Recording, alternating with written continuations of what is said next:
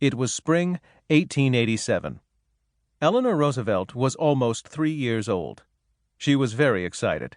She was going to cross the Atlantic Ocean on a great ship, the Britannica.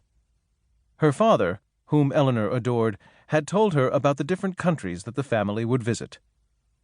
The Britannica left from New York City's harbor. On the very first day of the voyage, the fog was very thick.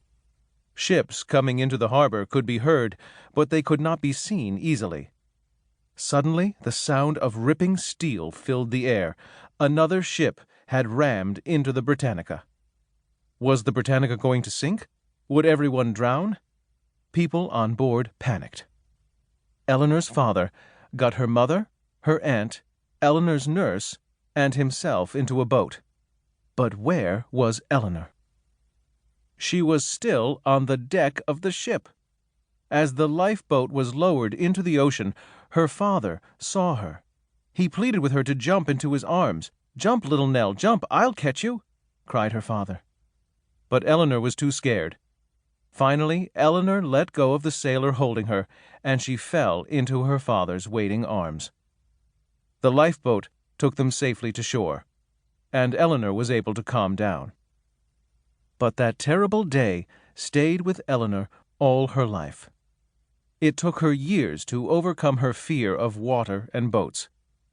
Even so, that fearful little girl became a fearless, famous world traveler. Eleanor Roosevelt was born on October 11, 1884, in New York City. She was named Anna Eleanor Roosevelt.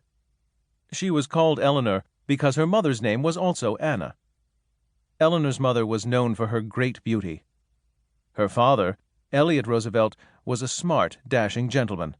They both came from rich and successful families. They could trace their ancestors back over 200 years. At the turn of the century, rich and poor people lived very different lives. In New York City, the rich lived in mansions. They had servants who waited on them. The rich all seemed to know one another. They married one another. The men worked as bankers, lawyers, or in a family business. Women did not work. They stayed home, entertained, and visited one another. It was important to dress fashionably and look lovely. Eleanor knew she did not have her mother's beauty. She thought of herself as an awkward and ugly child. She sensed that her mother was disappointed in her. She felt that she could never please her. Yet Eleanor knew that her father loved her dearly, and she, in turn, wanted to please him and make him proud of her.